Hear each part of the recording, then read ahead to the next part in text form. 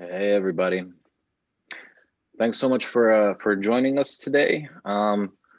Today we're joined by Nabil Chowdhury and Ona Anicello. We'll get to do some intros there real quick, but we've got a lot of new faces in the group. So I just wanted to do a quick introduction around like what you stumbled across here.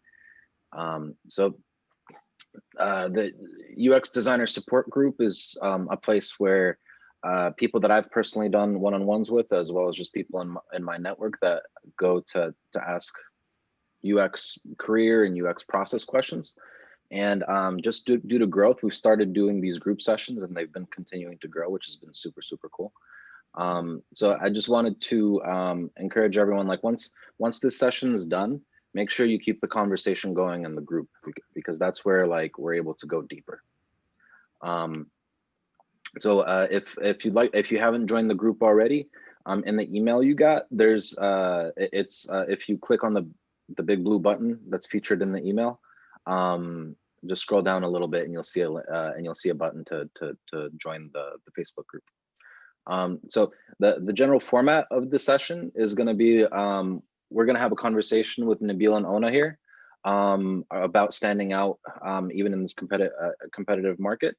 Then I'll kind of like summarize some notes for everyone to make sure that you guys got like the key takeaways, and then we'll take it into Q&A. And for Q&A, make sure to drop your actual questions into the Q&A module, as well as you can do it in the live comments if that's where you're currently watching this, or in the comments on the Facebook event itself. I'll try to keep up with everything, but you guys know that last time I tried to keep up, I couldn't keep up. But with that said, I think that's everything I had to say. So yeah, let's get into introductions. Ona, can you give us all maybe like a minute spiel on who you are, where you're coming from, and what your life experience is like has been like so far? Definitely. Thanks, Yuri. Yes, I'll just kind of give you just a rundown of my work experience. Currently, I'm at Alaska Airlines leading research and design for our guest-facing products. So that's anything from the website to mobile apps to kiosks and large displays at the airport. My team is made up of a variety of designers and content strategists and researchers. For the past 20 years, I've worked in industry, mainly focusing on user research. So I've worked at large tech companies prior to joining Alaska Airlines, specifically Facebook, Microsoft, and Amazon. Mainly because local to the Seattle area, so that's where we find a lot of jobs in sort of tech in this area, this great area. Um, and so I did start my career with, more of a psychology background, and over time got into doing user research through a part-time job at Xbox, and then gradually worked my way up into more leadership roles over time. And then I'm also very active in the community as president of UXPA Seattle. And that's how I know Yuri, because he's also an officer within the UXPA organization. And then I do love teaching too. So now and then in the Department of Human-Centered Design and Engineering, I teach graduate students about user-centered design and user research.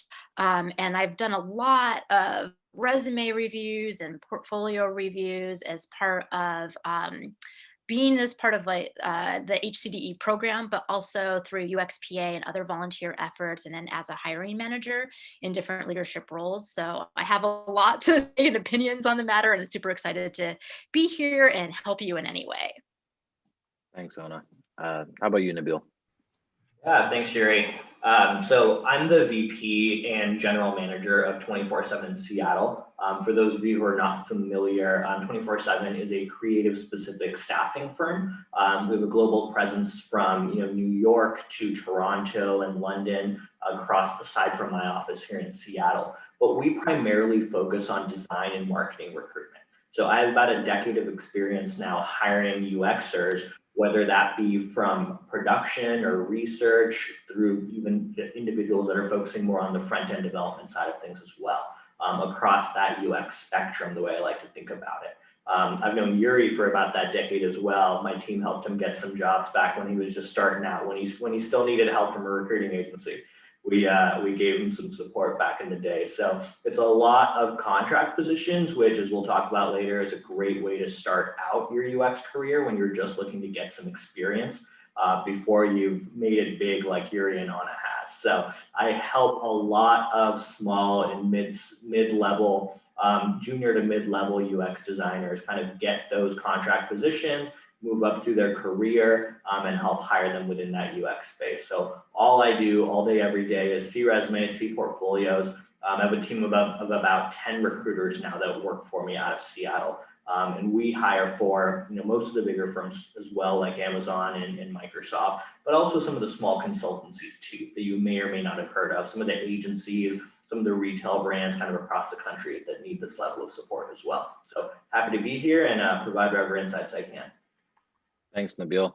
And to the group, let this be proof that I only bring on guests that like I personally know. Like Nabil literally got me several jobs early in my career. Like I've been meeting with Ona face to face like once every 2-3 months, like for like the past 5 years through my work in UXPA. So these both Nabil and Ona have I think that they're going to be great for this session. Thank you both for the intros. Let's dive in, shall we? So first question. I'll start with you, Nabil.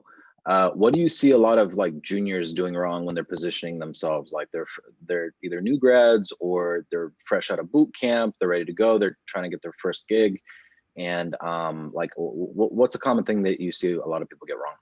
Yeah, that's a great question. And we see so many bootcamp graduates right now, and obviously it's important to set yourselves apart. I think the way I phrase it, to whether you're junior or just you're looking for a career shift potentially, is you need to position your resume and portfolio towards what you're looking to do, towards what that next step in your career is as a UX designer or architect, developer, whatever that may be, not necessarily what you've done throughout the last 2, 5, 10 years of your career, especially if it's a career shift.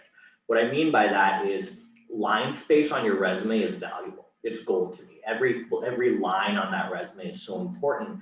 What I normally see for juniors is you'll end up taking up 75% of that space talking about things that are irrelevant to your career path that you want to go towards, that UX design piece. Whereas you want to flip that ratio. Maybe 20 to 25% of your resume needs to talk about things you've done in your career outside of UX, but the majority of it needs to focus on things you want to do going forward and positioning yourself. What we normally see is just like a quick one-liner overview that says recent graduate looking to get into UX, and then you talk about things that don't matter. Don't do that. Instead, let's flip that positioning a little bit. Let's talk about what you want to do, what you're good at, float that internship experience up there, float that pro bono experience in there, and give me what I want to see throughout that gold of the resume. Yeah, thanks for saying that. I actually remember about 10 years ago when I had my first meet and greet in your office. That was one of my big takeaways was you guys gave me funny looks and were like, why are you talking about being in IT support on your resume? Like you're a designer now. So great advice. Ona, what about you? What do you see a lot of juniors doing wrong? Yeah, I see this a lot where it's like it's clear in the resume what position they want because they may have multi-level of skills. They may have some development skills, some designer skills, and some researcher skills. And so they put that all into the resume, and then you're like, well, what kind of job do you want? Do you want to be a researcher? Do you want to be a designer? Do you be a developer? I mean, it's great that you have all of those skills, but if you know a specific discipline that you want to be in, you almost need to tailor your resume to that. And so if you're applying for a research position, for instance, it's very clear that you're a researcher with these research skills. Now, it's not to say apply for a design position, but maybe you should have like a second resume available that's very targeted and specific to being a designer. And I do remember back to a kind of a good story from an HCDE student several years ago, where very smart, had those experiences, disciplines, and put that on her resume. And she's like, Ona, can you like help me? I'm not getting any jobs, or no one will even want to interview me. So I looked at her resume and hey, and they said, you just need to pick one thing. And she's like, well, but I'm good at all of these things. I'm like, I know. So she was kind of upset. Like, it said like, they're going to pass you up. You need to narrow this down and be very specific on what you're looking for and providing relevant information about it. So she did. She did that, and a couple weeks later, she got an offer for Google. So those details matter in providing enough detail for the hiring manager to make sure that you're a fit for the role and can move you forward in the process. So definitely on what it is that you do and be Love that, very because it sounds like she had to eat a little bit of humble pie to actually like take the feedback and implement the feedback. Like you can't yeah, just brag about every single thing you think you're qualified for. You have to pick a thing and then just run with it. If yeah, and I think like I see that all the time with mentees, like that they'll be applying for design jobs, but they'll be leading and talking about research. So it's like, okay, so are you right, actually yeah. applying for a design job, or do you want to go be a researcher? Because if you want to be a researcher, go apply for a research role.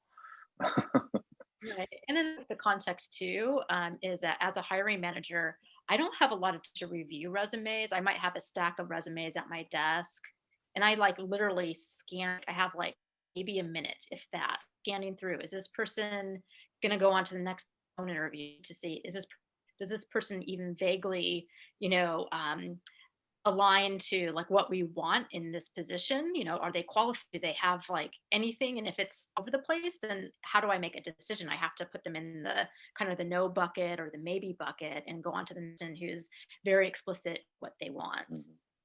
So there's tip one for you guys. Don't be overly generic about or like overly generalist about saying that you do everything great, and talk about how you're a great researcher and a great designer and a great anything else you can think of. Pick one thing and then tailor everything around that one thing. Like if you're trying to get that job, tailor all of your materials around that specific job.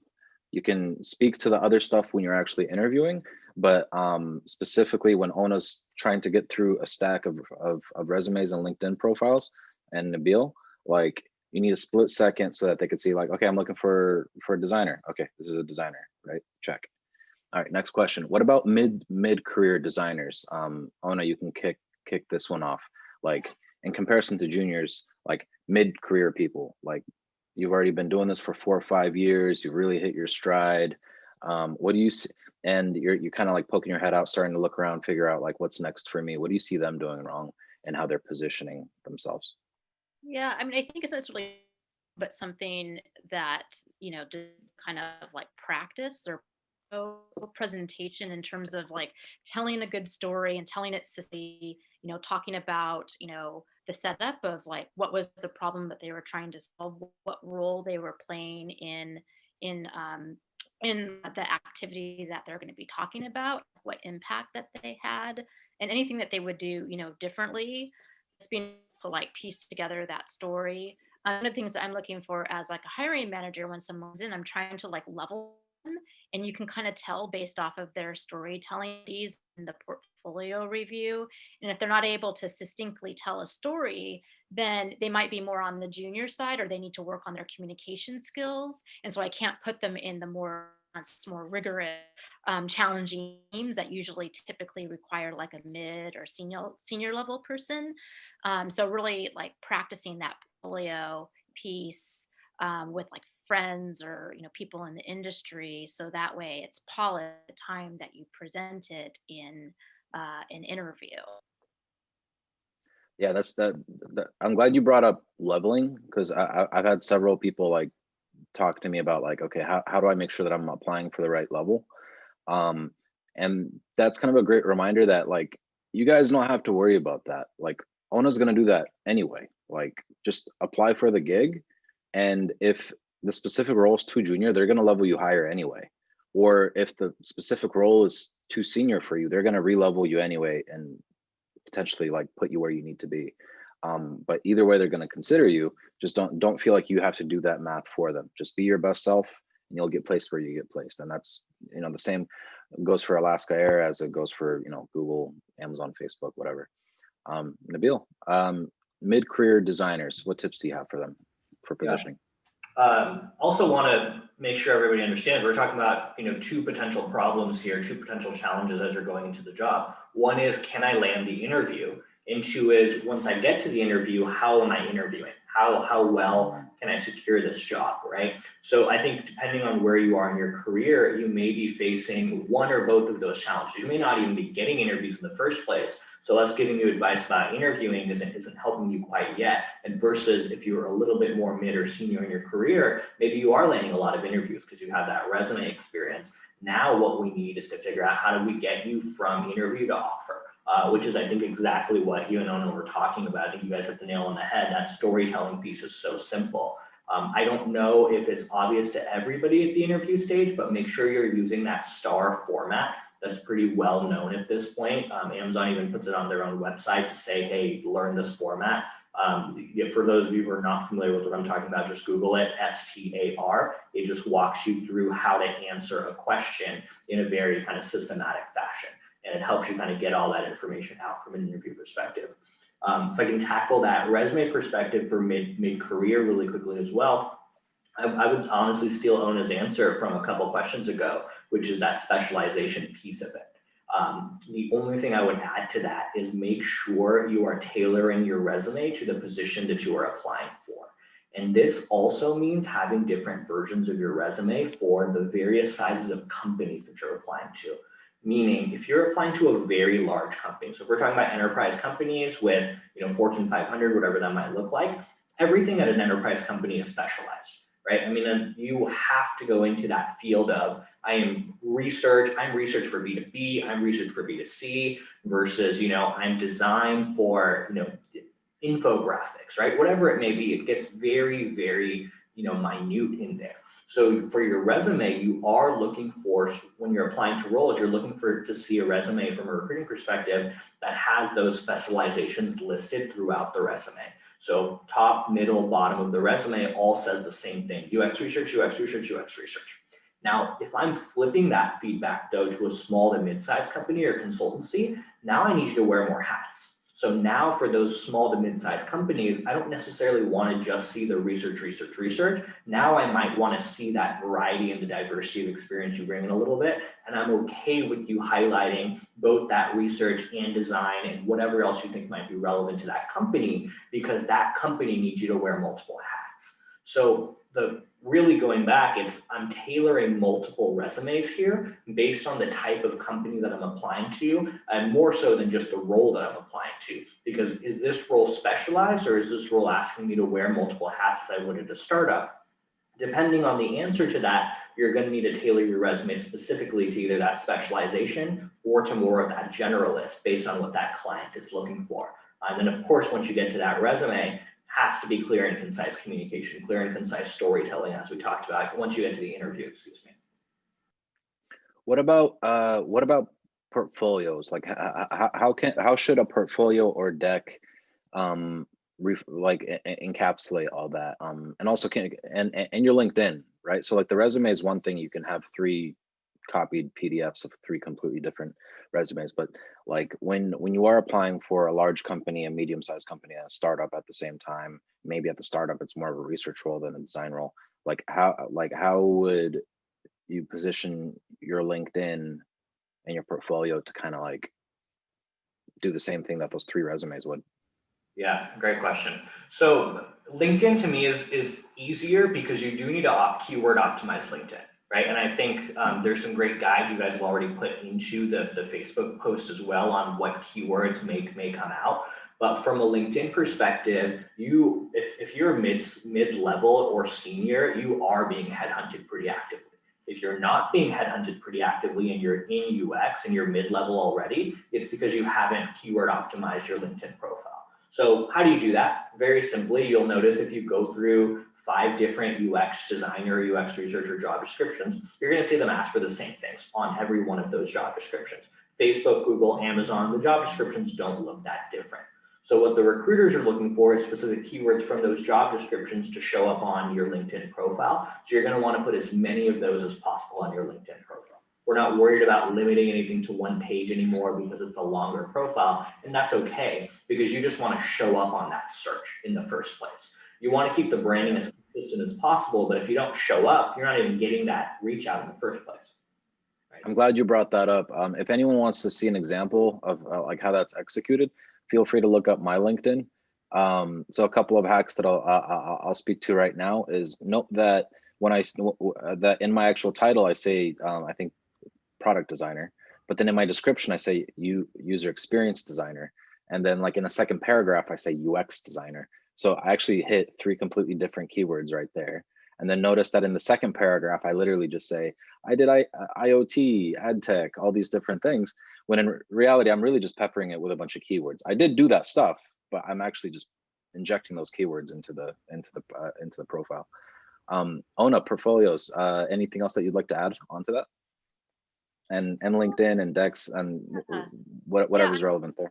Yeah, I mean, I think having like access to a portfolio website in some form prior to the actual like interview process is helpful for me to make a decision when I'm like reviewing the resume. If they have like a link to their portfolio website, that's just helpful to understand, you know, like the quality of the work or like where they're at, especially if there's any kind of confusion with the resume. It does help. So if they can put that in there, that would be really great. And then like, you know, during the like actual like portfolio review in the, you know, like the day of the, you know, in-person interviews, so to speak, I think it's kind of important to tailor it to, you know, that company that you're going to be, you know, interviewing for. So like knowing like kind of what the job is. And so then you want to like give examples of your work that are relevant or what you think is relevant to that particular position. And so just try to like, you know, highlight some of that. But also I think it's important to, in the very beginning of the portfolio review or presentation, to discuss a little bit about yourself, because yes, I want to get somebody who's like really qualified and technically great, but I also care, at least for me, like I care about person too, and like, you know, who they are and anything that they can provide in like 1 to 2 minutes about, you know, what's important to them, like what do they value, right? Because other piece that I for in the portfolio and review, and even in like the interview conversations that I have, is like, is this person a cultural fit? Do they share the values, the same values of the company? And will they be happy long term at a company?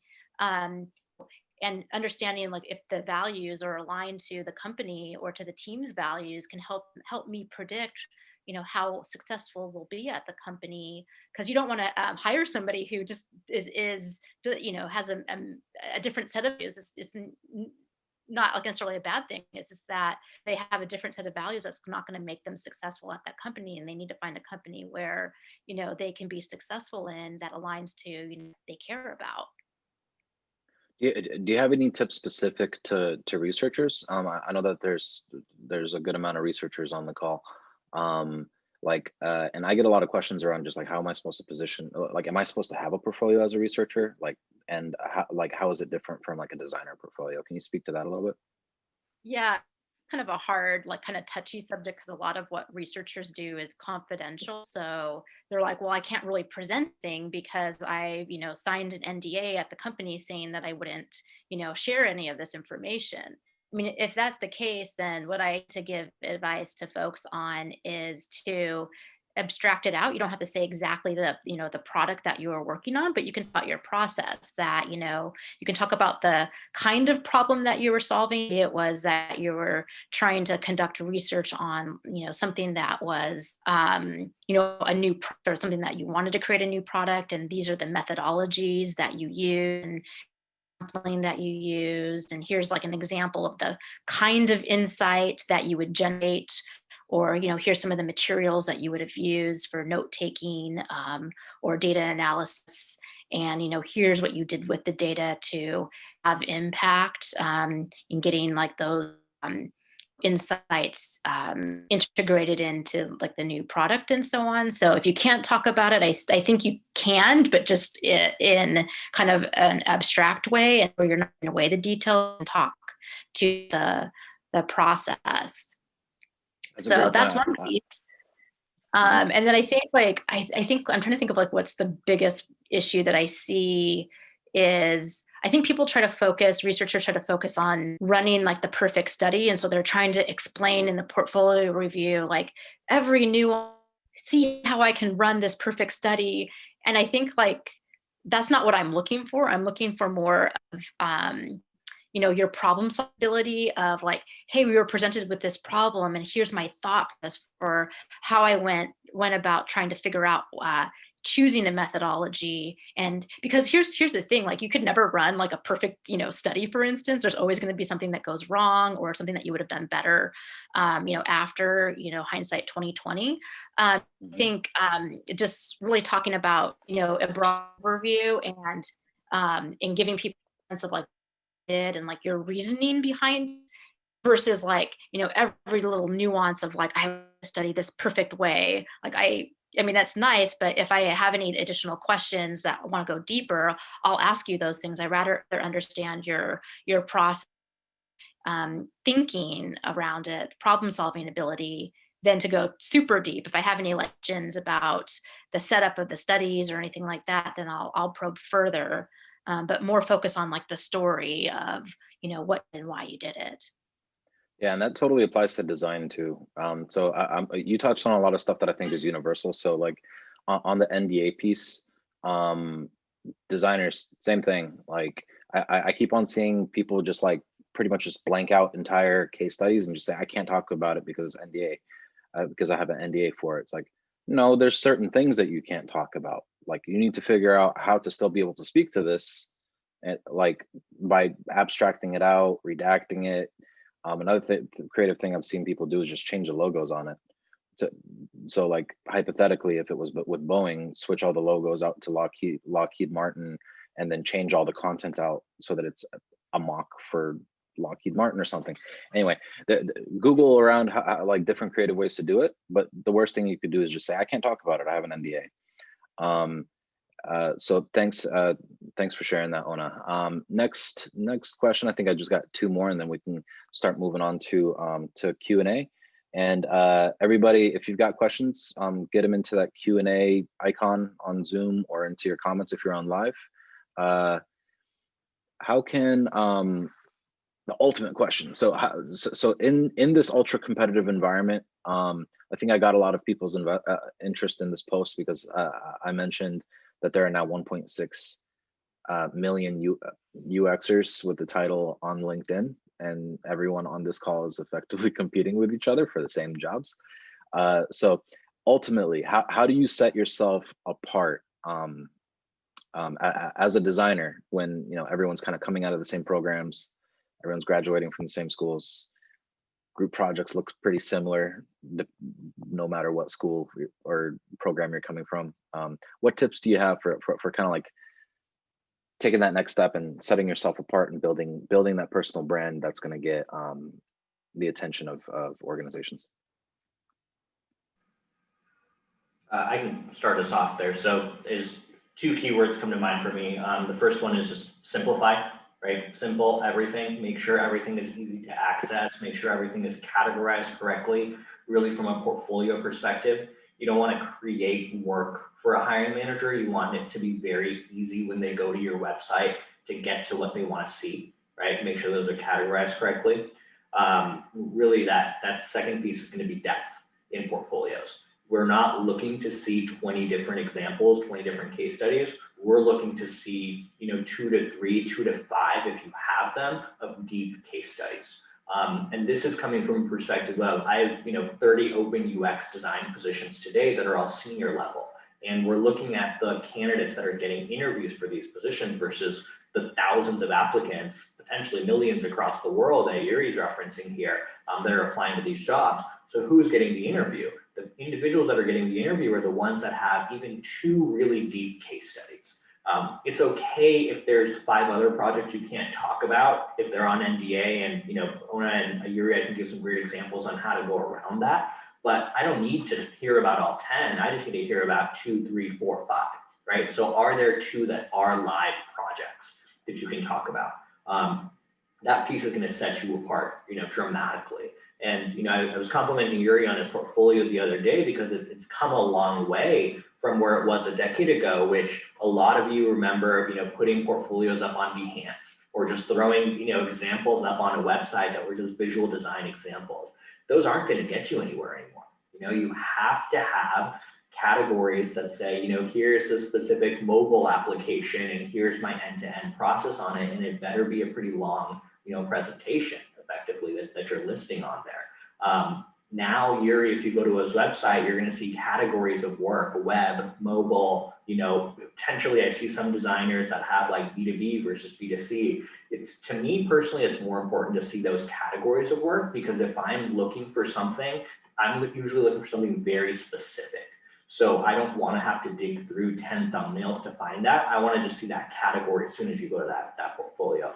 Ona's actually being very nice when she's saying she spends a minute looking at your work. I spend 6 seconds looking at your work, right? That's honestly the industry norm. We have research that says this, that hiring managers have so many resumes, and of course, not just hiring managers, the recruiters seeing your resume and portfolio first, then they're passing it on to Ona.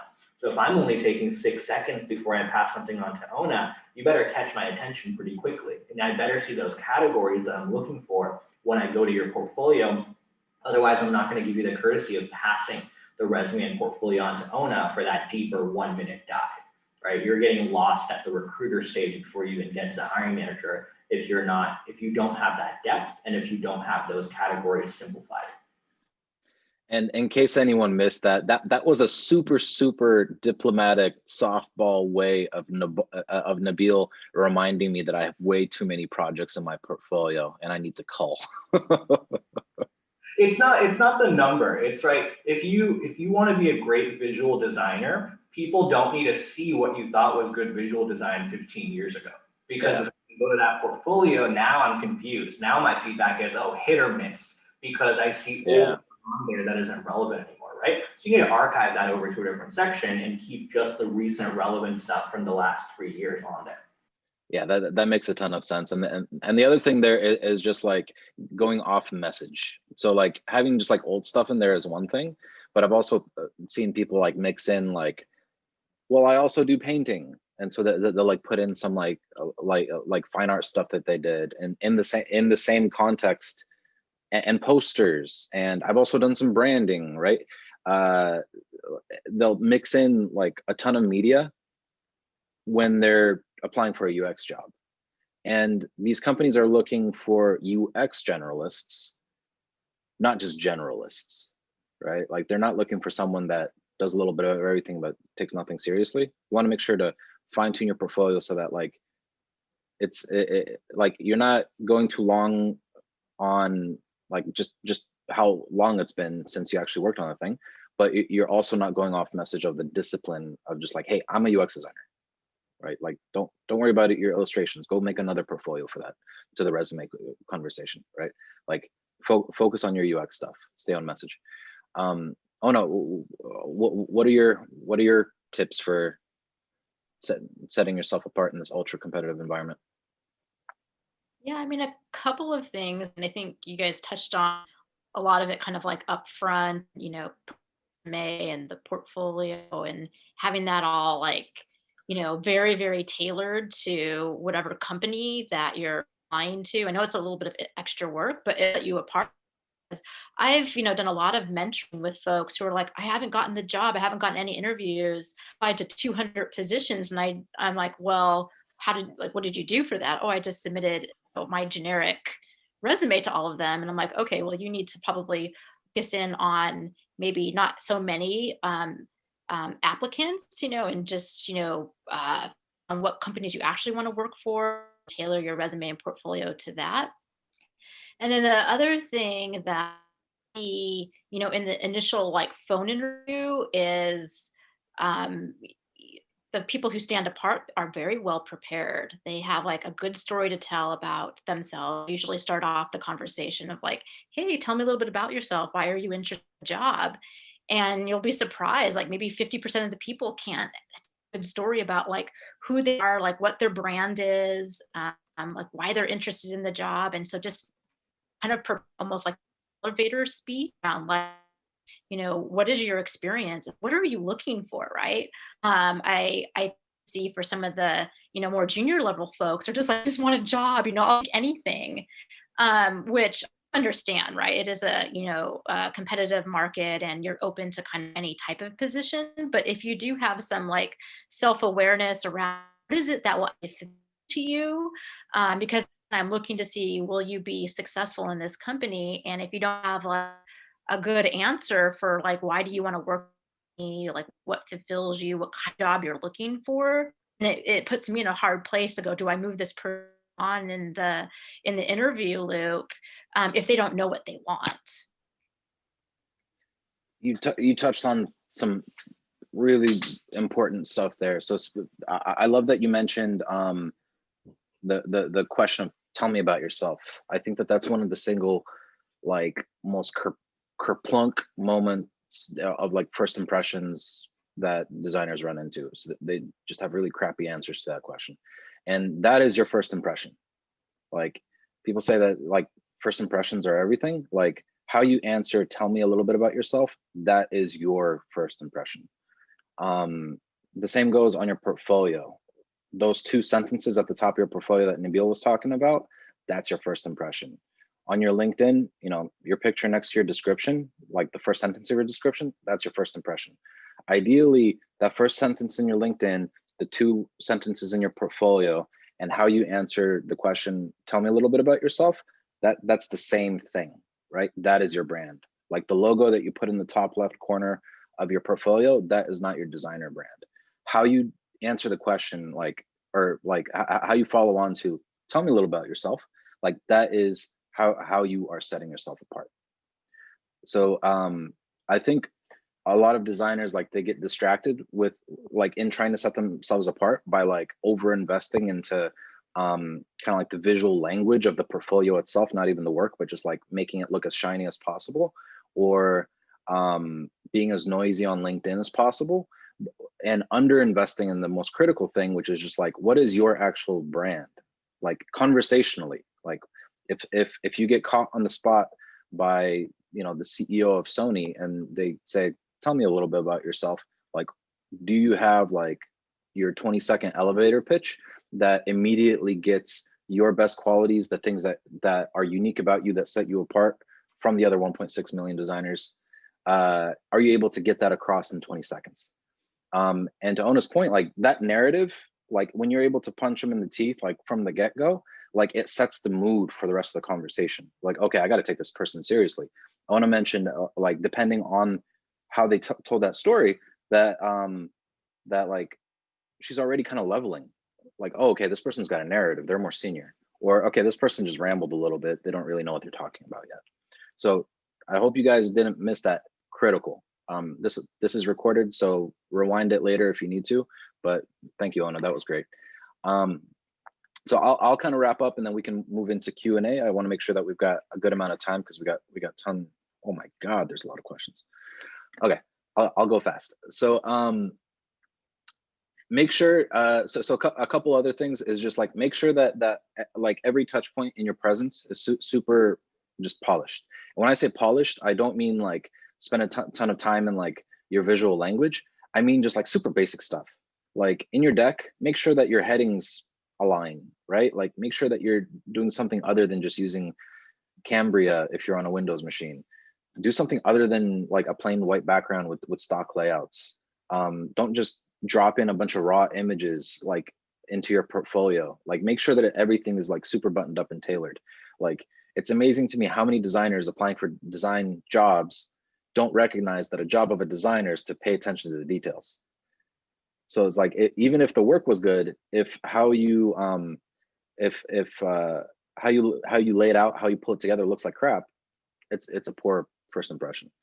Another thing that I wanted to make sure that I mentioned, just on the topic of setting yourself apart, is like identify what you're really good at or what you want to be really good at, and make sure that that comes across in all of your materials. Because especially for junior roles, a lot of the time, the thing that sets you apart is your hard skills. It's not necessarily your story or like your soft skills. for junior roles, a lot of time they just need someone to come in and do the work. So if you do have any like unique hard skills that you're really good at that are like uncommon, you might not even know that they're uncommon. You just got to think on it and flag the things that you're really good at. Make sure that that comes out in either those 2 sentences or something near those 2 sentences at the top of your portfolio, so it's very clear what you bring to the table other than just being another designer.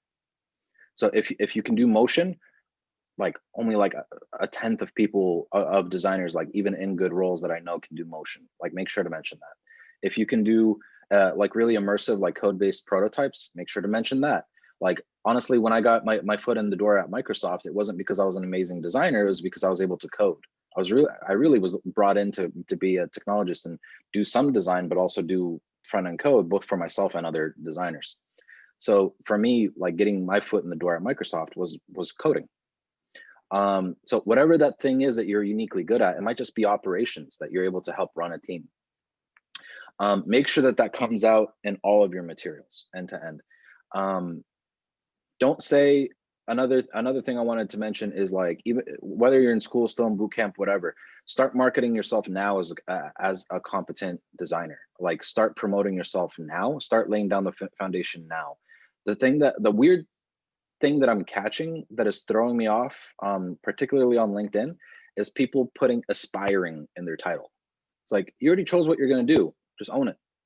Don't say aspiring, because like you, instead of saying that you're an aspiring UX designer, you can just go out and start getting freelance roles while you're still in school.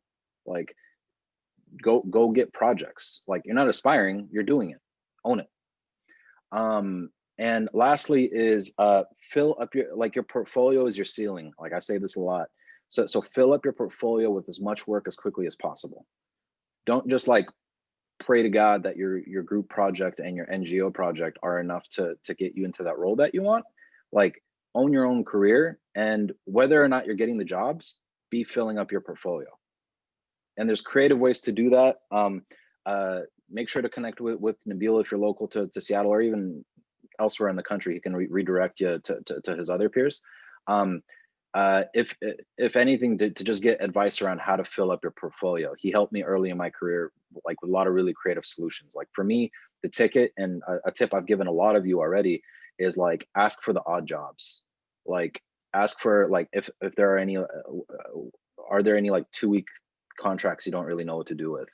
Are there any customers that you had to turn down because they only need a designer for 5 days and you don't do 5-day engagements, right? Like get creative about how you fill up your portfolio with experience quickly, because one of the things that's going to set you apart is to just not have an empty portfolio right now.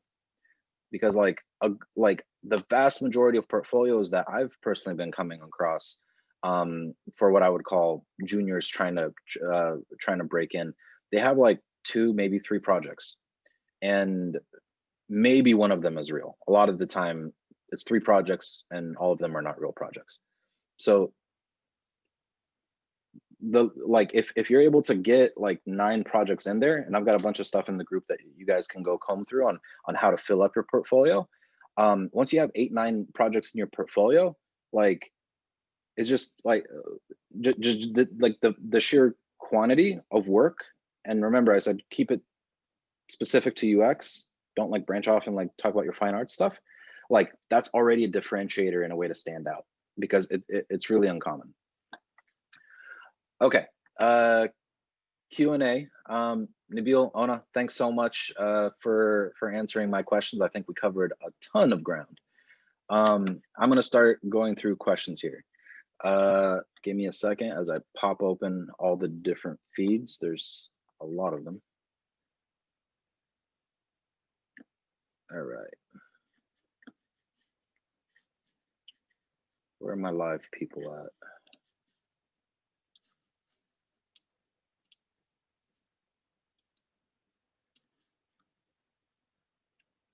That's a good question. This one's for you, Nabil. Can you give an example of a good elevator pitch? Ooh, that's tough. I will say you shouldn't have any excuses for not having this down at this point, because we are all interviewing virtually for everything at this point. So regardless of what your pitch is, make sure you have it written down. You should have a note card, have it on your wall, have it on the side as I'm talking to you, ready to go, as something to reference to. But I think you, like, Yuri said, jump straight in with what it is that you do. So I am a UX designer. I'm a UX designer with a background in that blank is going to be whatever that hard skill is. Or if you really don't have a hard skill you feel like is going to separate you, that specialization, that passion that you have. So, I think Ona mentioned earlier, I'm a UX researcher with a background in psychology.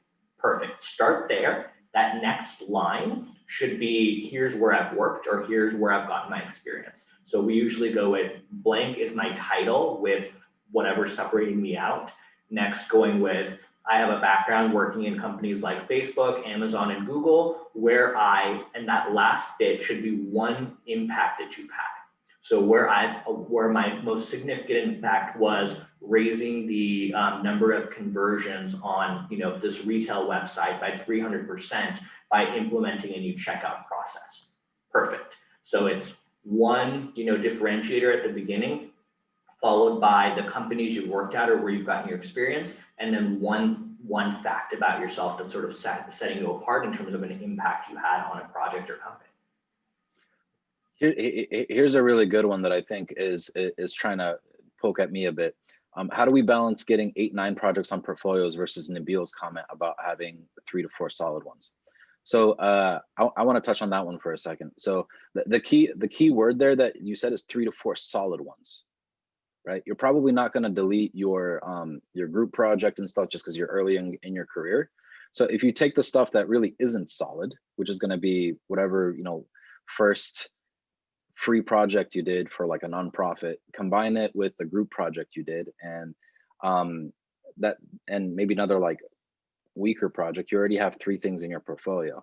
So if you go and get 3-4 solid projects on top of that, which is what I'm talking about, that's going to be like 8 projects. So so the 3-4 solid projects is exactly what I'm talking about. So if you have those 3-4 solid projects, go ahead and delete your old school group project and all your other stuff. If you have 3-4 solid projects, so they're for real companies, they're real work. To Nabil's earlier point, like you were able to show real impact, right?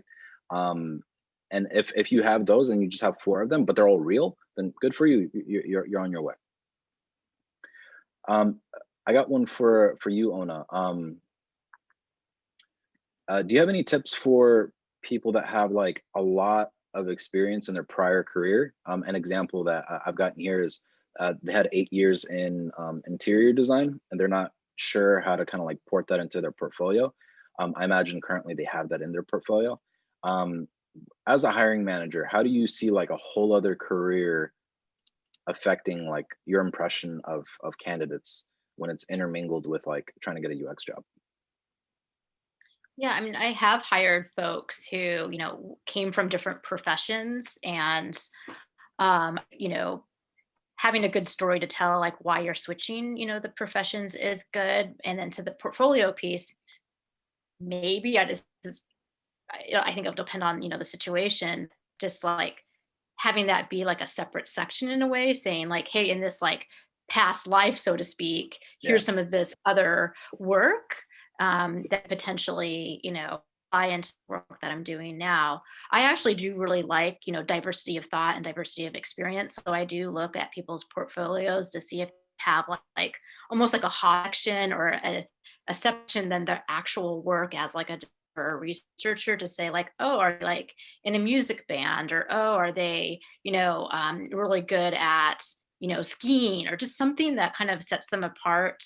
And that's the same thing with these like previous, careers one might have, where I look at that as, at least for myself, an asset, but I just like want to know like details about what that is, and to potentially share that in any type of like portfolio review or conversation around like, hey, in my past life, I was an interior designer and I use that knowledge in, building out website, and, here's some of the principles that I leveraged that past life in addition to like the UX principles that I've learned in school. Which that makes you a way more interesting candidate too, right? Like it just makes you more memorable. It makes like, it makes the reading experience more interesting. And also when you're interviewing, pulling like an anecdote or two from that past life just makes you more interesting and memorable. And I would clarify, Yuri, because I think we've given a little bit of conflicting feedback, because I know you love fine artists and you want the fine art experience to be in that portfolio. To kind of clarify how to do this correctly is we're talking about, again, going back to categorizing your work. What Yuri and Ona don't want to see is you putting that fine art or that music hobby in your case study, in your work samples, right? That's a different section completely. So we're completely about having your work case studies in one area and then having a separate link on your website that links to these hobbies and other career, other work, interior design, architecture, whatever it may be. I completely agree that's valuable. You just want to separate it out from the bulk of your work. So if somebody doesn't have time to go through and look at your hobbies, they can just see the work without being distracted. Yeah, thanks for clarifying, Nabil. I think like something like a quarter of the questions that we're getting in Q&A are roughly this question. So yeah, like whether you're an illustrator, like whether you have like really strong branding, whether you did like visual design and marketing like earlier in career, which was like the case for me, whether you're an interior designer, whether you were a ski instructor, like whatever that thing is that you're trying to have kind of paint like your brand, which is like stuff other than like my work, just like segregate it. So how you segregate it is up to you, but don't let it intermingle with the work that you're trying to get across is like your like that this is the type of work I actually want to do. So there's nothing wrong with having that stuff on your website, but like for the longest time, for example, I just had a whole other tab in my website that had work versus branding, because I did a lot of branding, but I separated it out from my work. And anytime anyone asked me for my portfolio, I just linked them directly into my work section, which only had UX work. There was no branding, there was no creative, there was nothing else. And I had a whole other section for creative. So same goes for the interior design. Like you can have a lot of fun with creating a whole section just about your interior design. I've seen a lot of architects do this. Or I've had a lot of architects do this because originally they intermingled it and then we pulled it apart and there's an architecture section and look at how impressive it is. I put up a high rise or whatever, and completely separately is like, here's what I'm trying to do, right? So I'm glad that we ran that down to the ground. Next question.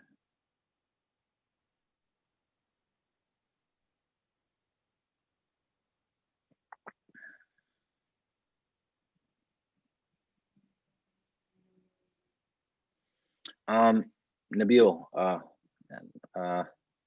actually we got 4 minutes. I'm gonna make this a good one. That was a weak one.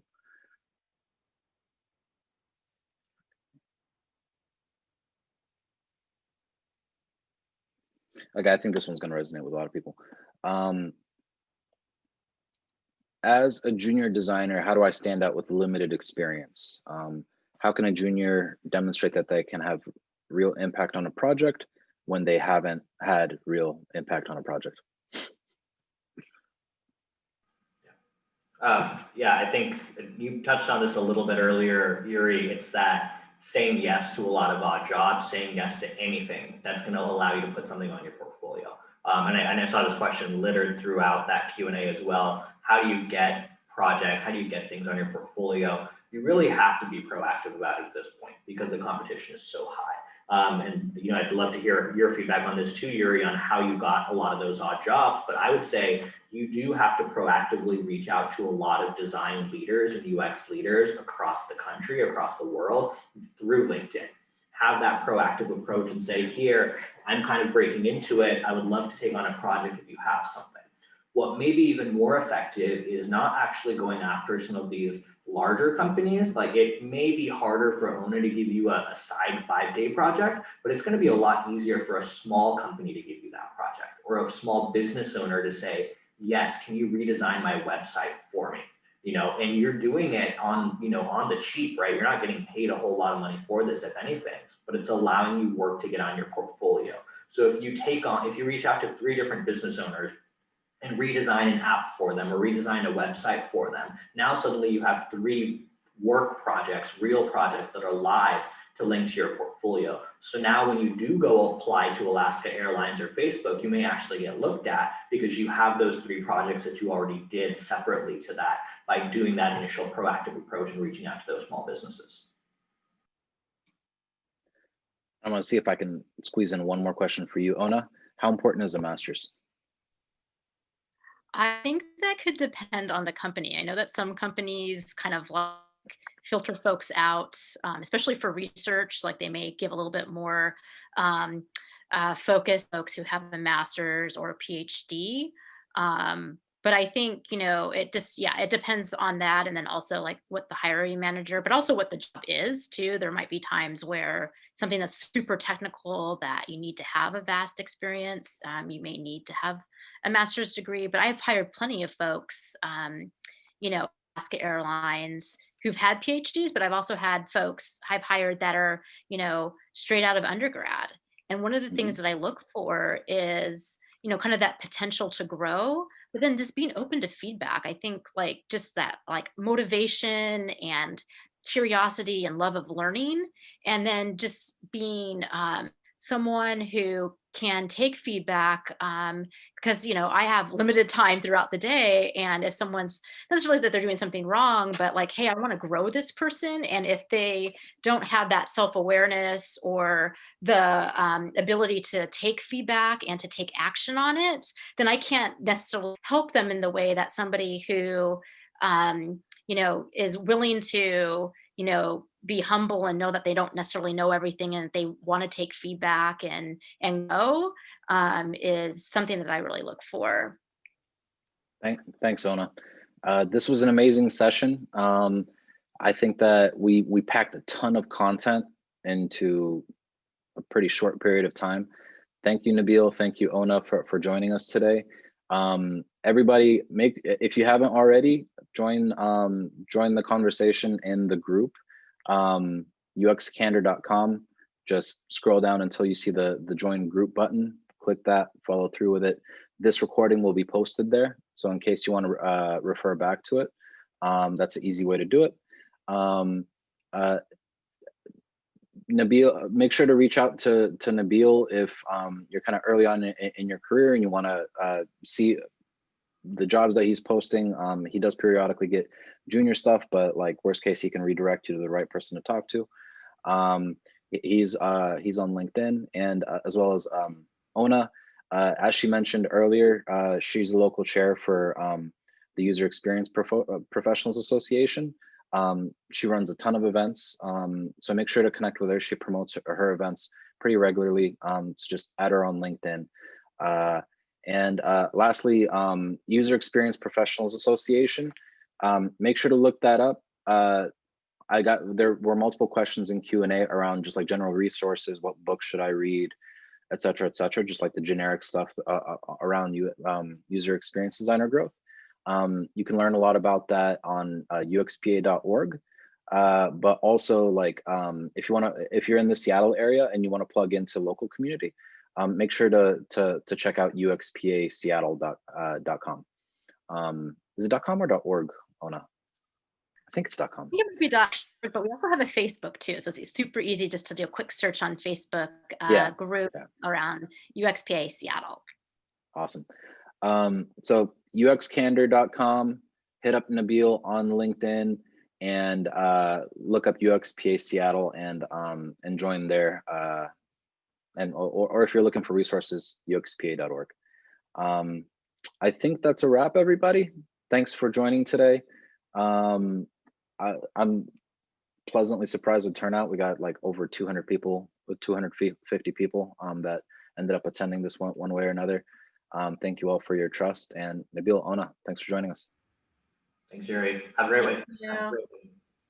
Thanks, everybody.